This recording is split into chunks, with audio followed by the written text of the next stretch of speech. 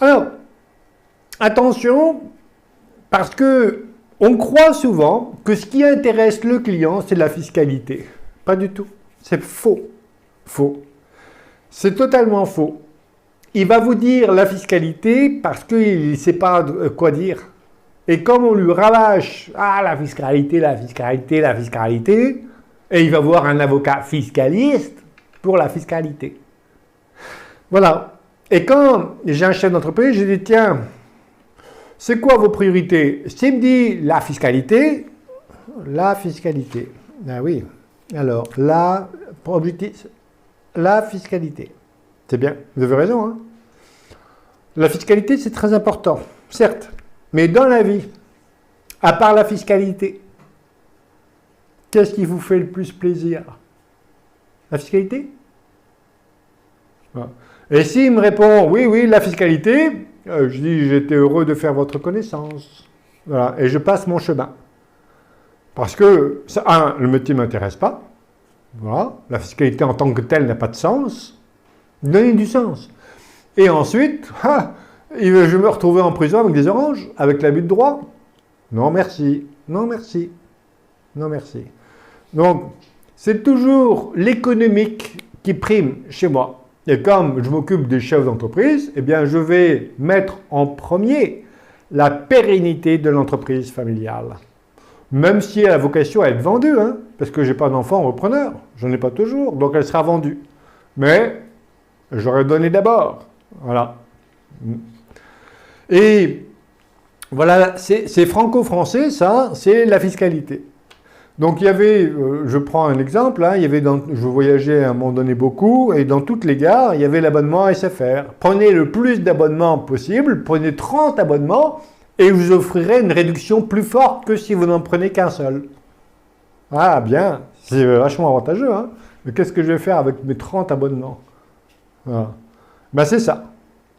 C'est encore ça. Il y a un avantage fiscal. Mais attention, hein. L'avantage fiscal, il est souvent sur l'impôt sur le revenu. Mais attention, parce que si vous considérez la fiscalité dans son ensemble, si vous focalisez sur un impôt, il y a toutes les chances que vous en payez plus quand vous allez considérer la fiscalité dans son ensemble. Donc, toujours considérer la fiscalité dans son ensemble. IPV, impôt sur la plus-value, DMTG, droit de mutation à titre gratuit, IFI, droit d'enregistrement, voilà, et on regarde.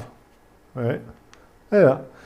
Et il va vous dire la fiscalité parce qu'il n'y a pas de projet personnel. Je me suis intéressé très tôt aux chefs d'entreprise. Et je me souviens, je démarrais mon activité professionnelle dans la gestion de patrimoine. J'accompagnais un chef d'entreprise dans l'entreprise pour laquelle j'étais salarié. Et il y a une question que je lui ai posée qu'il ne faut jamais poser. Il y a deux choses dont il faut jamais, ne jamais dire jamais non plus, hein, mais dont il faut éviter d'évoquer avec le chef d'entreprise. On a vu, c'est la transmission. Ne jamais l'affronter comme ça sur la transmission. Avez-vous pensé à transmettre votre entreprise à un Dutreil? Bon, ça c'est prendre les gens pour des imbéciles. Et la deuxième chose dont il ne faut jamais parler, c'est la retraite. D'ailleurs, je vais vous dire une chose.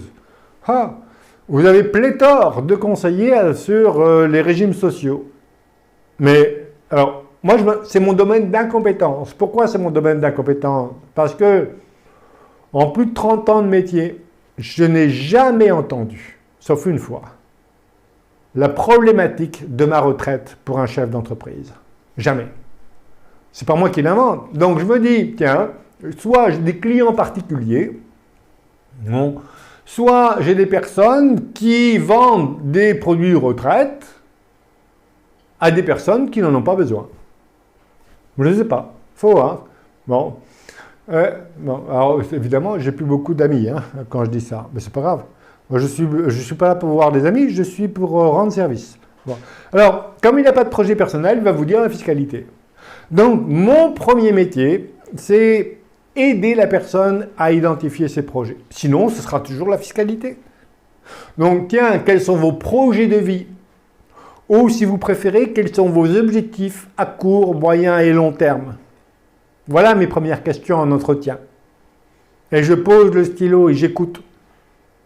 Et je reprends le stylo pour prendre des notes, évidemment. Hein. Qu'est-ce que vous aimez dans la vie? Qu'est-ce que vous n'aimez pas? Qu'est-ce qui vous fait mal à la tête, mal au dos, mal au ventre? Et je vous invite à oser poser ces questions. Parce que la plupart du temps, on me dit, mais je ne veux pas poser ces questions, on ne lui pose jamais, qu'est-ce qu'il va penser de moi? Que du bien, que du bien. Et j'ai plein de personnes qui sont attachées à ma personne. Pourquoi? Parce que je m'intéresse à elles. Ils disent, mais jamais on nous a posé de telles questions. Jamais. Et c'est pour ça d'ailleurs que bien souvent, d'un coup, il va amener son conjoint au cours de l'entretien. Madame, et d'ailleurs, qui décide véritablement entre monsieur chef d'entreprise et madame? Allez savoir. Bon, et voilà. Et donc, je leur donne un bon moyen pour vivre la vie ensemble et d'avoir une vision commune. Ben oui. Et vous allez voir, c'est pour ça que c'est très gratifiant comme métier. Enfin, voilà, tel que je l'exerce, ça me convient. Et chez moi, la fiscalité n'est que la résultante, mais je la maîtrise. J'essaye de la maîtriser. Mais il faut aller au-delà de la fiscalité. Vous rendez service à la personne, véritablement, parce que vous vous intéressez à elle, il n'y a qu'une chose qui intéresse, c'est la réalisation de ses projets, et deux, vous évitez l'abus de droit. Je suis inattaquable, me dit-on. Pas moi qui le dis, hein. Moi, j'aurais préféré que l'administration fiscale me laisse mourir tranquille et puis qu'elle ne s'intéresse pas au schéma que je fais. Ouais. Sinon, tout le monde va essayer de répliquer et la réplication, en général, quand ce n'est pas pensé, c'est une question de personnalité. C'est tout. Si vous vous intéressez à la fiscalité, faites pour le mieux. Ne faites pas comme Henri Royal, ne cherchez pas, il n'y a pas de copie. La copie, c'est vous, c'est vous-même. Hein. Donc, si vous êtes intéressé par la fiscalité pointue, eh bien, faites-le voilà, le mieux possible, comme vous l'entendez. Moi, je fais les choses différemment. Alors, le contribuable est libre de choisir entre deux solutions comparables, la voie la moins imposée. L'administration ne peut pas se prévaloir de sa doctrine pour justifier les impositions contestées par un contribuable. Ce n'est que de la doctrine. Mais attention, on a deux grandes mesures qui visent à réprimer le but exclusivement ou principalement fiscal. On a la clause abusive en matière d'IS que pour l'instant, on n'a pas vu grand-chose dessus, mais à mon avis, un jour, ça va tomber. Hein. Donc, l'utilisation abusive du régime Murphy, du régime des titres de participation, de l'intégration fiscale. Et le deuxième, c'est l'abus de droit fiscal. Pour but principalement fiscal. Le principalement fiscal, ça laisse une marge à l'administration. C'est pour ça que, c'est mon métier. Moi, à un moment donné, l'abus de droit, c'était le but exclusivement fiscal. Il y a 4 ou 5 ans, c'est passé à principalement fiscal. J'ai même pas peur. Même pas peur parce que je ne me sens pas du tout concerné par ça. Dès lors que il ne faut pas aller en frontal avec l'administration. Si vous essayez d'exploiter un dispositif fiscal, comme on a vu l'utilisation abusive de la SAUL de parité d'échange, qui reste un cas d'abus de droit fiscal, encore aujourd'hui, même si elle est imposée. Donc, vous voyez, ça non. Je ne veux pas, comment dirais-je, essayer de chercher à exploiter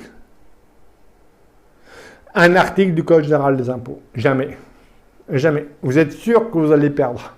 Par contre, si je me déplace, hop, je prends un étage, il n'y a rien de péjoratif quand je prends un étage. J'ai une vue d'ensemble sur la situation du client et je vise à la pérennité de son entreprise et que la fiscalité n'est que la conséquence. de mon schéma juridique qui donne les meilleures chances à conduire à la pérennité de l'entreprise, attendez, j'y peux rien moi. Et je vais vous dire même, hein, dans mes actes, quelquefois, j'écris, ça dépend des schémas, hein, mais je dis, tiens, il y a quand même un problème pour ce schéma-là. C'est qu'il est susceptible d'engendrer des économies fiscales. Quel dommage. Mais, j'ai pas d'autre solution. J'ai pas d'autre solution. C'est la seule solution qui s'impose pour assurer la pérennité de l'entreprise. Voilà, j'ai rien à cacher. Si l'administration fiscale me pose des questions, ben j'y réponds. Mais j'ai anticipé la réponse. Vous voyez, je n'essaye jamais d'expliquer a posteriori les schémas que j'ai réalisés. Chez moi, tout est clair, tout est expliqué, tout est écrit et enregistré, systématique. Donc voici les procédures de l'utilisation abusive en matière d'IS, la clause anti-abus, qui conduit à une pénalité de 40 voire de 80%, avec deux conditions cumulatives à remplir. Il faut un montage sans justification économique, vous voyez encore la justification économique, et qui a pour objectif principal d'obtenir un avantage fiscal. Principal. Et la définition de l'abus de droit fiscal est très proche, on va le voir. Donc, quoi qu'il arrive, il faut être sûr, et on n'est jamais sûr, mais quand même, on appuie tellement fort sur les motivations économiques. Moi, j'ai jamais d'objectifs fiscaux. C'est que les considérations fiscales deviennent complètement accessoires. Et pourtant, vous allez voir les économies fiscales. Hein. Mais ce n'est que la conséquence, pas l'objectif. Et il n'y a pas nécessité d'exercer une activité commerciale pour bénéficier d'un régime mère-fille ou d'un régime de titre de participation. Non, ce peut être des sociétés de détention patrimoniale qui peuvent bénéficier de ces dispositifs fiscaux. Deuxième dispositif, l'abus de droit fiscal, qui vise le but principalement fiscal, avec, pour pénalité, jusqu'à 80% de pénalité. C'est lourd. Et l'abus de droit fiscal peut se cumuler avec le dispositif précédent. Là, c'est dissuasif. Hein.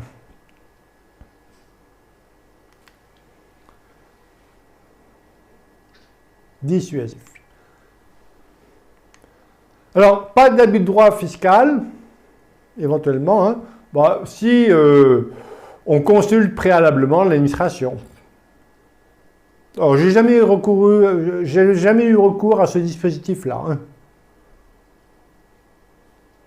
Hein. Avant qu'ils comprennent, ça peut être quand même assez compliqué, mes schémas. Hein. Bon.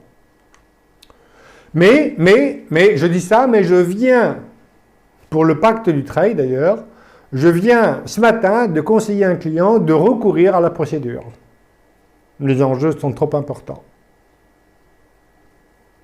On verra que le pacte du trail, il est quand même assez flou. Même si les instructions fiscales sont très apparemment détaillées, il y a encore plein d'incertitudes.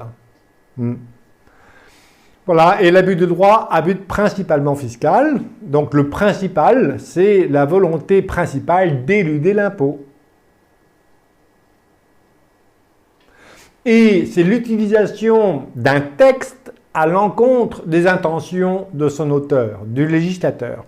Quand je fais des schémas pour lesquels j'y vais pour la première fois, ou je ne suis pas sûr, je vais rechercher toujours les textes dans l'Assemblée et du Sénat pour voir quelle était l'intention du législateur.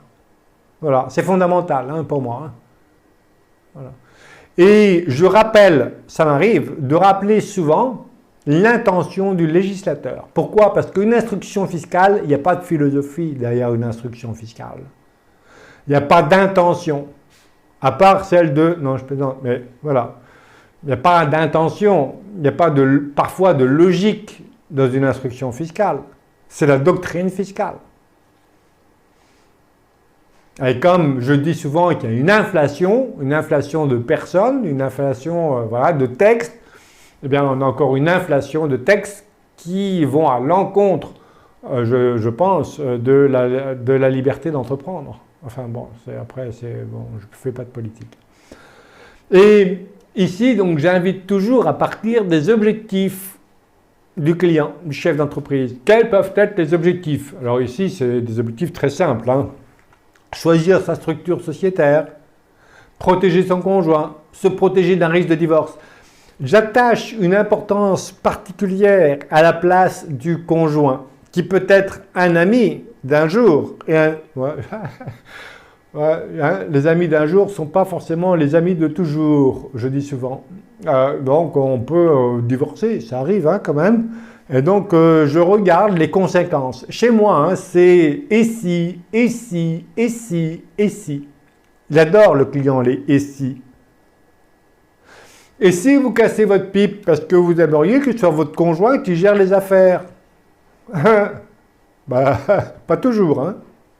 Donc, est-ce qu'il y a une personne de confiance à qui il aimerait confier la gestion de son entreprise pendant la minorité de ses enfants, par exemple?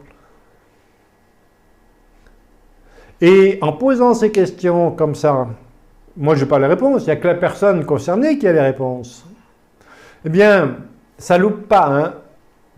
Pratiquement à chaque coup, il me dit « Oh là, on ne m'a jamais posé de telles questions. Jamais posé. On ne m'a jamais. » C'est à lui ou à elle de se poser la question, mais bon, tant mieux si on a fait cette rencontre-là, parce qu'il va se poser les bonnes questions. Et c'est à la personne, alors je dis lui parce que souvent c'est monsieur chef d'entreprise, hein, ben, c'est pas de la misogynie, c'est une réalité du terrain et comme j'aime pas les trucs indéterminés, donc je veux dire il souvent, le chef d'entreprise, non, eh bien voilà, c'est lui qui va en fait guider sa vie. Et avant ses conseillers disent faites ceci, faites cela, faites pas ceci, faites pas cela. Non, moi je dis voilà, je donne les ouvertures, et après, je donne les clés pour qu'il pilote lui-même son patrimoine. Et c'est le juridique qui compte d'abord, parce que vous voyez que toutes les stratégies fiscales de donation, ça ne marchera que si le client il est sûr de conserver tous les pouvoirs. Donc les actions de préférence. Essentiellement. J'ai des statuts, ils font 50 pages. Hein. Ce n'est pas une question de quantité, mais de qualité. Et si, et si, et si, et si. Et vous allez voir, on aura l'occasion peut-être d'en parler, mais on peut tout faire dans les statuts. Tout ce qui n'est pas interdit est susceptible d'être autorisé. Et deuxième texte sur lequel je m'appuie souvent, il n'y a pas de nullité sans texte. Même si une clause de mes sociétés peut poser des problèmes juridiques, je n'aurai pas l'annulation de la société, j'aurai éventuellement la clause réputée non écrite. C'est tout ce que je risque. Mais c'est du bon sens, le plus souvent. Financer la croissance sans perte de contrôle, capital risque, mais attention, hein, faites pas rentrer les loups dans la bergerie. Optimiser la fiscalité, donc les effets de levier fiscaux, constituer un patrimoine privé. Vous voyez la holding, comment fluidifier la trésorerie entre patrimoine professionnel et patrimoine privé. Protéger l'entreprise de l'incapacité du décès, donc on vous parle souvent le mandat à effet posthume, le mandat de protection future. People. Alors, pour ceux que ça intéresse, j'ai un site qui s'appelle Gestion de patrimoine du chef d'entreprise. Bon. Et sur ce site-là, vous avez une rubrique dossier. Et vous verrez, il y a une centaine de dossiers. En général, j'écris des dossiers quand je rencontre une problématique client, mais et pas pour mon ego. Mais bon, et voilà. Et pourquoi? Pour étayer. Souvent, vous savez, comme ma démarche, c'est toujours de justifier par des critères économiques. Eh bien souvent, quand il y a des incertitudes juridiques et fiscales, eh bien, je m'amusais maintenant je fais des vidéos, je m'amusais à rédiger des articles et j'en ai rédigé un certain nombre dans la revue française de comptabilité. Mais ils ne veulent plus de moi maintenant. Non, je plaisante. Personne ne veut de moi parce que je fous le bordel. Non, mais c'est parce que, voilà, je dis rien comme les autres et ça peut agacer, on va dire ça comme ça. Mais puiser. Moi, je suis de passage sur Terre pour donner, hein, en partie. Maturité, structurer l'entreprise, assurer équilibre entre patrimoine professionnel et patrimoine privé, réorganiser le patrimoine privé, protéger le patrimoine privé. Transmission, vous voyez, je pars des objectifs du client et je vais à la pêche aux objectifs. Mon métier, c'est de partir à la pêche aux objectifs. Et au fur et à mesure de l'entretien d'ailleurs. Je vous donne un exemple. Récemment, bon, alors, hein, mon plan d'entretien, c'est des questions ouvertes sur les objectifs, sur ses préférences, des priorités de vie, les valeurs. Deuxièmement, la situation familiale, l'arbre généalogique, le régime matrimonial. Et après, le patrimoine. Et le patrimoine, tout le monde s'intéresse au combien, puisque tout le monde voit le chef d'entreprise comme un petit sac d'argent, en fait. Bon. Mais ce n'est pas un sac d'argent. Bon, et à un moment donné, donc je pars comme un bilan d'entreprise, je pars du moins liquide vers le plus liquide, donc immobilier. Et très vite, il me dit, oui, j'ai une résidence, je m'intéresse à ce qui peut plaire aux clients. Et quand on me dit, oui, j'ai une résidence secondaire, la plupart des conseillers, ils disent, bon, ok, combien? Non. Je dis, résidence secondaire?